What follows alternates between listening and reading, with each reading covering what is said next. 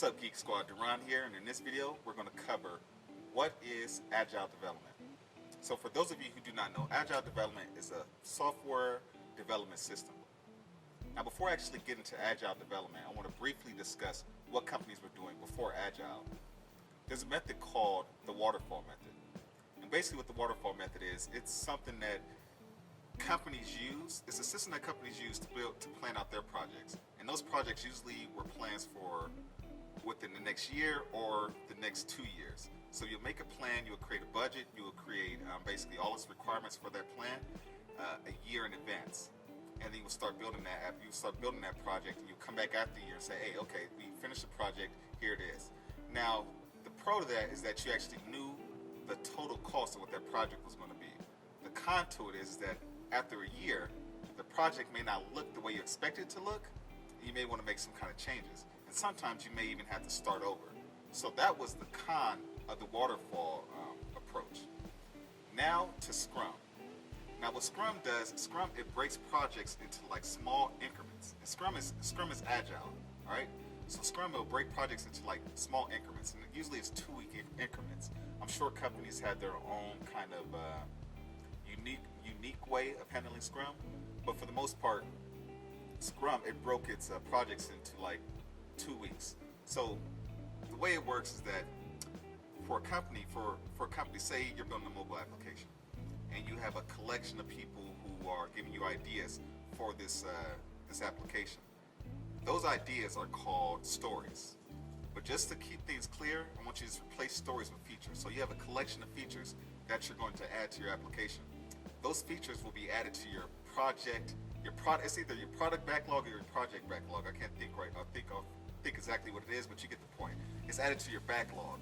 And your backlog is basically like, think of it like a container with a list of features that you throw in there. So you throw all your user stories, all your features into your product backlog. And then now, okay, the team, you guys decide, the project manager or the company decides, okay, this is the type of app we're going to build. This is what we want to accomplish in the next 2 weeks. So you'll go into that backlog, grab some features and say, okay, these are the features we like. We want to get those done within the next 2 weeks. So then you take those features from your backlog, and then you put those features into your to-do list. So now you're getting ready to build out your sprint. So your sprint is basically that 2-week increment that I just discussed, that the 2-week period that you have to actually build that feature. So you take that feature and then you put it into your to-do. So it's breaking down into phases. You have your to-do, you have your testing column, your to-do column, your testing column, and then you have like your done column. And then depending on the company, you may have more columns. So you take it from your product backlog, you put it in your to-do, and then from your to-do, it goes to testing. And then once it's been tested, it goes back to done. You continue that process with these features for 2 weeks. Now, the pro of that is that after those 2 weeks, you have something out there that people can play around with. You can get an idea of what people want within that application, what you don't want, and you can make a quick change. So that's the benefit of Scrum. Now, one of the cons of using Scrum is that with Scrum, sometimes projects, I want to say, they can cost more over the long haul than you initially planned. And this is something that you see for people who are building this is the first time actually building a business or building some kind of like project, is that it can always be better. Some people have just this perfectionist mentality, and when they have something, they're always looking for flaws. They have an eye for just flaws. That's their main focus. And the thing could be ready to put out for production, but because they're perfectionists, they're always looking for a way to improve. And the sad part about it is that you can always make something better. So that's the con of using Scrum, is that basically you can add up that cost, and there's no real clear picture how the project will look in the long haul. So the thing that's going to make Scrum work is when you have managers, or you have a project. I forgot actually. It's like a project manager, but they use a different name term for it. But basically, when you have people who are at the top who have experience using Scrum, because they can basically prevent those added features or or whatnot, adding that to basically the ultimate project.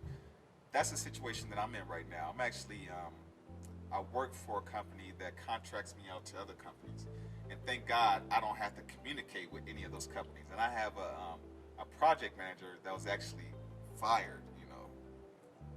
Yesterday. I haven't announced it, but he told me he got fired.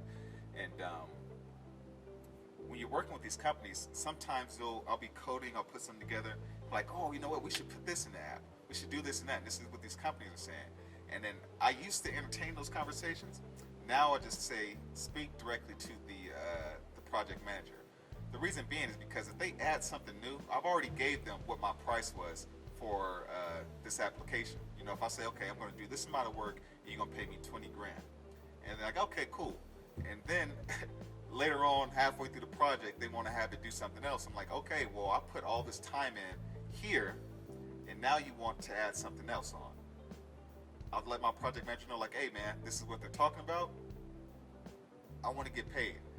If they want to make changes, this wasn't the initial scope of the project, I want to make sure that I get paid. So that's something that's one of the cons of working Scrum. If you were working the Waterfall Method, yeah, you plan your budget out for the long run, but I personally believe a year is way too long to actually address a project and see where it's at. Although you get your money, you know how much money you're getting promised. That's good for me as like the developer, but for somebody who is actually building an application, they have an idea for a business. Just think about it. You have an idea for a business, you gave it to a company, and then 2 years later, they bring you back the plan, and it's just not what you wanted. That's not going to be good for basically the person that wants that application, in my opinion. So hopefully that was clear what Scrum was. I'm going to sum it up. Basically, if you guys get asked that question, what you're going to answer is like, so what do you know about Agile development? You're going to tell them, well, Agile development is a software development system. It's a method that companies use to actually build their applications. And then they'll most likely they'll ask you, well, tell me a little bit more. And then you can say, okay, well, Agile, the most important thing is Scrum. If you mention Scrum, then you've already answered that question. All right, they're going to think you know what you're talking about. But go a few steps forward. Say, hey, Scrum, you explain what Scrum is. You tell them like, hey, Scrum is basically something that allows you to increment sprints. How do sprints work? Well, typically sprints are broken down to 2 weeks. You have, and within those 2 weeks, you're giving basically a Kanban board. I'll put up a little image of some of this stuff anyways, if I haven't already done that. But you're given a Kanban board. And the Kanban board, it has the to-do list, it has what is currently being worked on for that day, has what is in testing and what is done. All right? So you just tell them that, like, hey, it's broken into sprints, 2-week sprints, and typically some companies use a Kanban board to basically track where they're at within that 2-week sprint. All right? So hopefully that's clear. If you haven't checked it out already, check out the website geekmode.tech.